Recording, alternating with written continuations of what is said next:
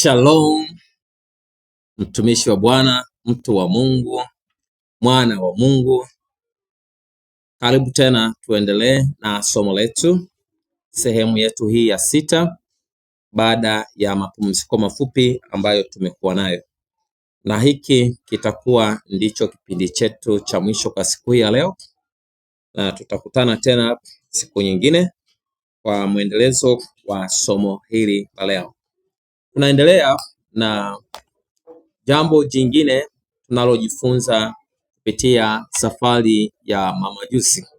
Hapa tunaangalia kitu cha 4 ambacho tunajifunza kupitia safari hiyo. Yako mengi kama ambavyo nilieleza awali ya kujifunza kupitia safari yao.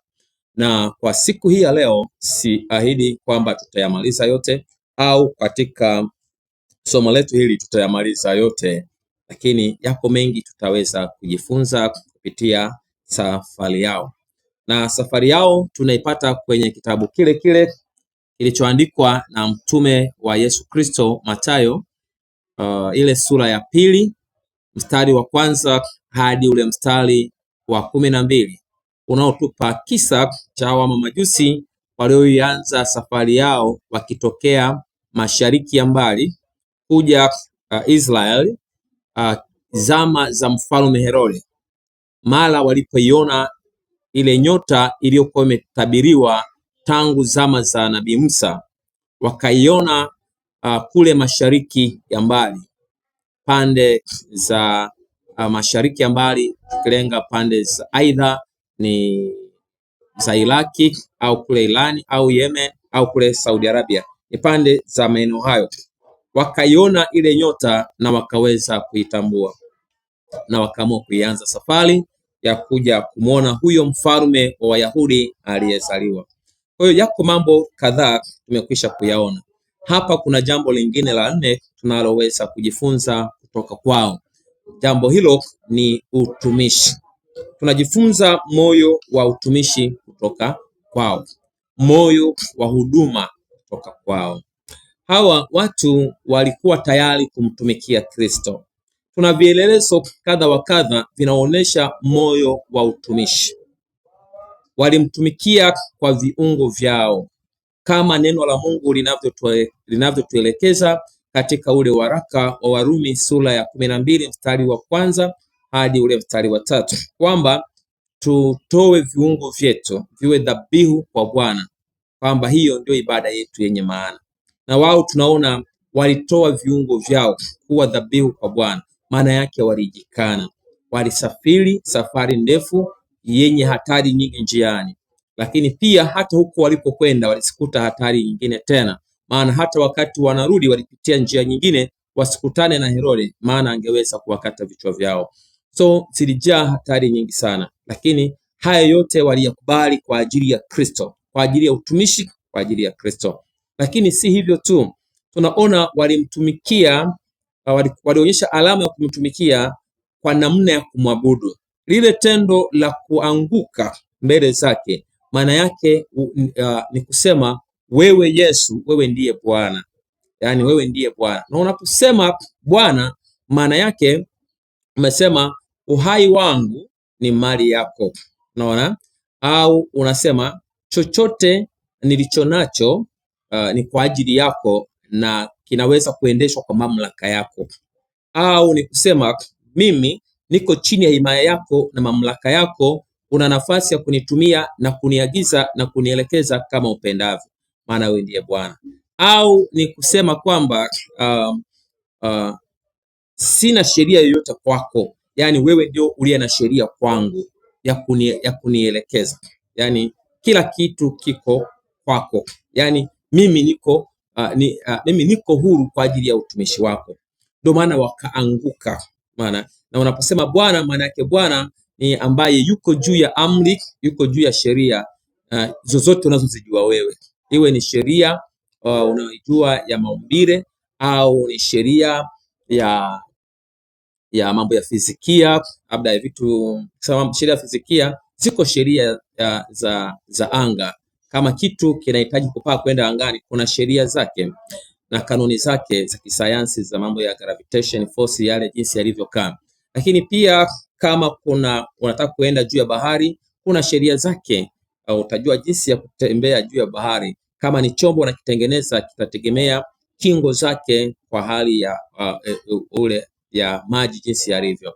Kuna sheria zake, lakini anapokuwa ni Bwana, yeye hahitaji sheria hizo. Na ndio maana Yesu alipohitaji kutembea juu ya bahari, hakuhitaji sheria za kifizikia za kutembea juu za vyombo kuelea juu ya maji. Alitembea kwa miguu yake, jambo ambalo jaribu uone kama utaweza, hadi iwe ni kwa neno lake yeye mwenyewe ambaye yuko juu ya sheria hizo, ambaye ni Bwana.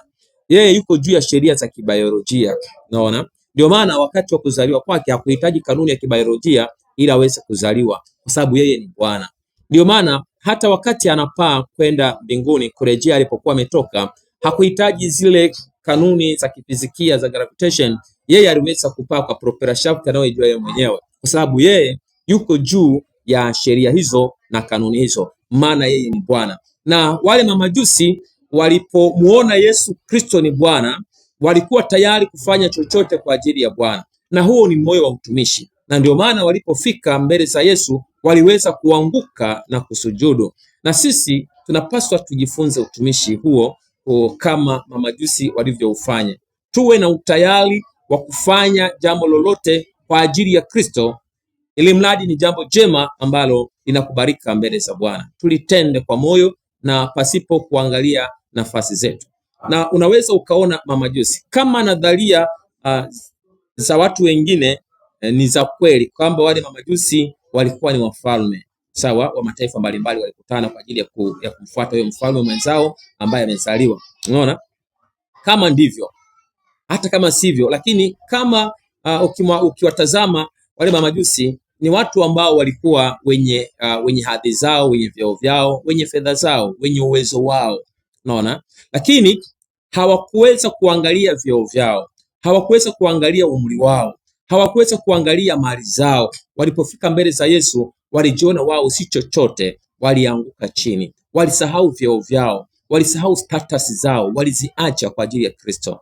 Na haya matendo unaweza ukayaona katika kitabu cha Ufunuo wa Yohana, ile sura ya 4 ukisoma, au ile sura ya 5 nzima ukisoma, au hata ile sura ya 7 ukisoma. Unaona wale wazee wenye uhai, au wale wazee 24 na viumbe vyote vya mbinguni viko katika daraja la juu sana kwa utukufu, lakini wanapofika mbele za Mwenyezi Mungu wanazivua taji zao, wanamwambia ni wewe pekee unayestahili, na wanaanguka chini kifulifuli na wanasujudu na wanamtukuza Bwana. Maana yake wanaacha vyeo vyao, wanaacha sifa zao, wanaacha madaraja yao, wanaacha renki zao walizopewa. Wanaona kabisa inabaki ni renki ya Yesu, inabaki ni renki ya Mungu peke yake. Wanaanguka chini. Mamajusi hawa wanatupa kielelezo hicho cha utumishi, cha kutumikia. Lakini si hivyo tu, tunaona wanatupa kielelezo cha utumishi wa kuonesha kwamba kila walicho nacho ni kwa ajili ya Bwana, ni kwa ajili ya utumishi wake. Na ndio maana unaona mali walizozitoa ni kielelezo cha kumtumikia Mungu kwa mali zao. Je, sisi tumefikia wapi? Au sisi tumefaulu kiasi gani? Au tumeferi kiasi gani? Kama somo lililopita lilivyotukumbusha. Je, sisi tumefikia kiwango gani cha kumtumikia Mungu kwa mali zetu, kama ambavyo mamajusi waliweza kufanya? Una dhahabu mwenzangu za kwenye hereni, mwingine ana dhahabu kwa ajili ya kitu fulani. Yawezekana una kitu kingine chenye thamani fulani ambacho ungetamani kuona kina boost eneo fulani katika kazi ya Mungu. Umekwamia wapi? Na si kwamba Roho wa Mungu hasemi na wewe, lakini wakati mwingine unaogopa maneno ya watu kwamba watakuonaje, wataona umechanganyikiwa, umefanyaje. Lakini ukiisikia na ukaiprove kwamba ni sauti ya Mungu ndani yako inayokusemesha kwamba fanya kitu hiki, toa kitu hiki kwa ajili ya ufalme wa Bwana, hebu tenda kwa ajili ya utumishi wa Bwana, tenda kwa ajili ya utukufu wa Bwana. Walifanya hivyo mamajusi, na wala hatuoni kwamba waliharibikiwa baada ya kufanya hivyo. Wanatupa kielelezo kingine cha utumishi cha muda wao. Unajua kitu kile kiligharimu muda, na kwa sababu kiligharimu muda, inaonesha sasa waliacha vitu vingi kwa ajili ya Kristo. Waliacha kazi zao, walistopisha project zao, aidha kama zilikuwa zimekamilika au hazijakamilika, lakini waliweza kuacha kwa ajili ya Kristo. Unaona, safari yao haikuwa safari ya siku moja, haikuwa safari ya wiki moja, ilikuwa ni safari ya siku nyingi, lakini waliweza kutenga muda kwa ajili ya Bwana. lakini wewe muda wote umeutenga kwa ajili ya shughuli zako wewe mwenyewe. Kama ambavyo tumeweza kueleza somo lililopita, wewe muda wako umeutenga kwa ajili ya mambo yako wewe mwenyewe. Muda wako kwa ajili ya Mungu umekuwa ni mdogo sana. Mungu anakuhitaji umheshimu kwa mali zako, lakini Mungu anakuhitaji umheshimu kwa muda wako. Hebu uwe na muda kwa ajili ya utumishi wa Bwana. Unapotoa sadaka zako, si fedha peke yake ambazo zinategemewa zitolewe kama sadaka, lakini hata muda wako nao ni sadaka. Kuna wakati mwingine Mungu hahitaji hata fedha yako. Kuna wakati Mungu anakuhitaji wewe mwenyewe, na anapokuhitaji wewe mwenyewe, maana yake anakuhitaji na muda wako ulionao. Huo muda uweze kuutumia kwa ajili ya Bwana. Wewe ni kwa jinsi gani muda wako umeutenga kwa ajili ya utumishi wa Bwana? Umeutenga kwa ajili ya Bwana?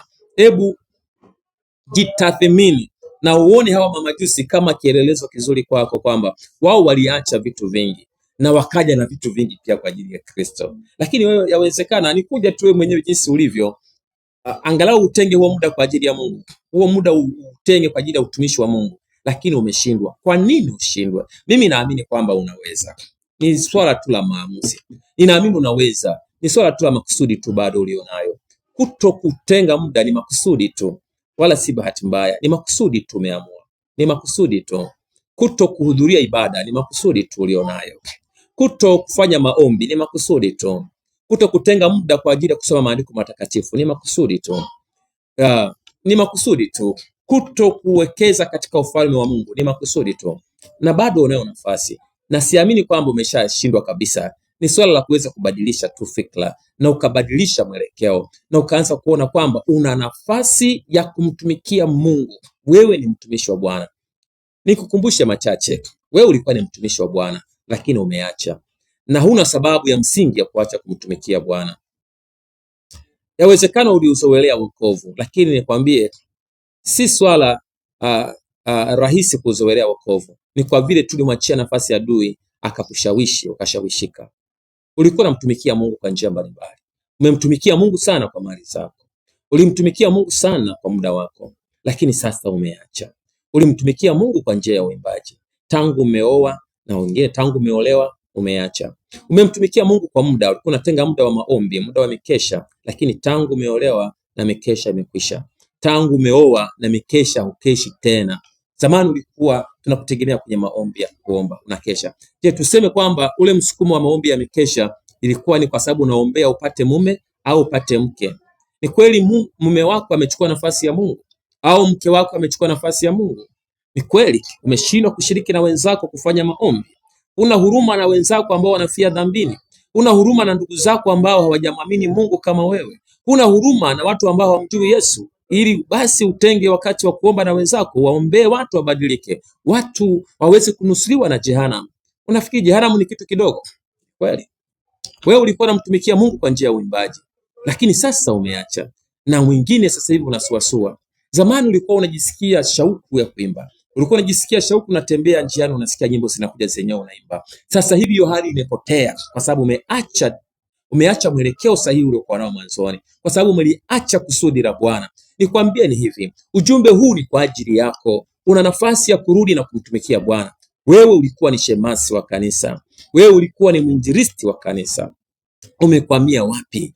Wewe ulikuwa ni mzee wa kanisa, umekwamia wapi? Wewe ulikuwa ni kiongozi wa idara ya wakina mama, na mwingine wewe ulikuwa ni kiongozi wa idara ya vijana, lakini umeacha. Kwa nini uache kusudi hili la Bwana? Mungu bado anakutafuta. Mungu bado ana haja na wewe. Mungu bado akikuona atafurahi tena. Mungu bado ana haja na wewe. Anakuita uweze kurudi katika kusudi lake. Anakuita uweze kurudi katika mpango wake. Anakuhitaji urudi katika utumishi wako. Wewe bado Mungu anakudai. Una nafasi ya kurudi tena. Una nafasi ya kusimama tena. Una nafasi ya kutumika tena. Una nafasi ya kufanya kazi ya Bwana ulioitiwa. Una nafasi ya kwenda kufungua kazi ya Bwana. Una nafasi ya kwenda kusimamia kanisa lile. Una nafasi ya kwenda kuihubiri Injili katika mitaa ile. Bado Mungu anakuhitaji. Bado Mungu anakuita. Na sauti hii ni kwa ajili yako. Na ujumbe huu ni kwa ajili yako. Na maneno haya ni kwa ajili yako. Mungu bado ana haja na wewe. Ndugu yangu, mamajusi walifanya. Kwa nini wewe usifanye? Kwa nini mimi nisifanye? Bado tunatakiwa tuifanye hii kazi ya Mungu. Ndugu yangu, nisikuchoshe kwa maneno mengi na kwa sauti kubwa isiyo na sababu sana, lakini Mungu ni upendo. Bado Mungu anakuhitaji, bado Mungu anakupenda, bado Mungu anakupenda, bado Mungu anakupenda, bado wewe ni chombo cha Mungu, bado wewe ni chombo cha Mungu. Usisubiri aidha Mungu akurudishe kwa bakora yake, usisubiri mpaka urejeshwe umebananishwa. Rudi sasa, rudi sasa. Usifikirie kanisa litakuhesabuje, usifikirie watu fulani watakuhesabuje. Hayo mambo achana nayo, wewe njoo uanze na Bwana. Rudi kwenye kusudi la Bwana, rudi tumtumikie Mungu, rudi tuitende kazi ya Bwana. Njoo tumzalie Bwana matunda. Mungu anakupenda ndugu yangu, na wewe ambaye hujamwamini Kristo, ujumbe huu ni kwa ajili yako. Mungu alikuumba ili umtumikie. Hata kama unaendelea na utumishi mwingine wowote, lakini bado Mungu alikuumba ili umtumikie. Iko kazi ambayo Mungu anategemea uifanye wakati anakuumba. Yawezekana kwa sasa usiijue, lakini mara baada ya kumwamini Yesu Kristo, ukaruhusu Bwana Yesu awe ni Bwana na Mwokozi wa maisha yako, na Roho Mtakatifu akaingia ndani ya mwili wako, macho yako yatatiwa nuru, na ndipo utagundua ni kitu gani ambacho Mungu alikuumbia uweze kukifanya. Ni utumishi upi ambao Mungu anategemea uweze kuufanya, ili na wewe uweze kuwa chachu ya uamsho katika ufalme wa Mungu, uweze kuwa ni sehemu ya watendakazi wanaoleta matunda safi mbele za Bwana. Na Mungu akubariki kuwa na moyo wa usikivu na utayari wa kumgeukia Mungu na kuyaacha maisha yako katika mikono ya Bwana ayaongoze na yatawale. Asante ndugu yangu kwa sababu umeyasikia haya na uko tayari kuyatendea kazi. Ninakuombea Mungu akupe nguvu ya kushinda na nguvu ya kufanya maamuzi haya kwa usahihi kuanzia sasa. Na kama uko tayari, niombe pamoja na wewe kwa sala hii fupi. Baba yangu na Mungu wangu, ninamwombea mtoto huyu mtumishi wako Bwana, ambaye moyo wake uligafirika, lakini neno lako amelisikia na anatamani arejee kwako. Baba, ninaomba umsamehe Bwana, kama ulivyompokea mwana mpotevu ukamfanyia sherehe. Huyu naye Bwana umpokee na umfanyie sherehe. Umrejeshe katika kusudi lako, umrejeshe katika majukumu uliyomkusudia. Bwana, umtumie kama chombo chako. Furaha ya wokovu uirejeshe ndani yake, mjaze nguvu tena kwa upya. Bwana, kiu na hamu ikaongezeke ndani yake ya kuyatenda mapenzi yako. Mpe nguvu ya kumshinda shetani na umjalie kufunguka masikio yake aisikie sauti yako na kuitie. Bwana, muondolee moyo wa jiwe, muumbie moyo wa nyama, moyo wa toba, moyo unyenyekevu na utiifu mbele zako. Bwana, macho yake yatiwe nuru, hali ya upofu wa rohoni kaondoke. Bwana, aweze kuiona njia impasayo kuiendea. Na Baba, ninaamini uko pamoja naye, utazidi kumuinua na kumpigania na kumsaidia. Hofu yake ikaondoke, hali ya mashaka ikaondoke. Bwana, azione rehema na fadhili zako. Bwana, mguse Jehova ile na ukahusike na kila hitaji lilo nalo. Ni katika jina lako Yesu Kristo ninaomba na kumbariki, amen. Mungu akubariki sana. Simama na ukamwone mtumishi unayemwamini karibu yako, na ukarudi kwa mchungaji wako ukaseme naye tena. Na ikikupendeza, wasiliana na mimi pia unijulishe ni nini kinaendelea kwako kwa namba yangu ya simu ya 0767950038. Usisahau comment kwenye page yetu hii. Usisahau kusubscribe ili unapata vipindi vyetu kila tunapovituma. Usisahau kulike na usisahau kushare na watu wengine, kuwashirikisha watu wengine na kuwakaribisha katika darasa letu huru. Asante sana kwa kutusikiliza na Mungu akubariki. Amen.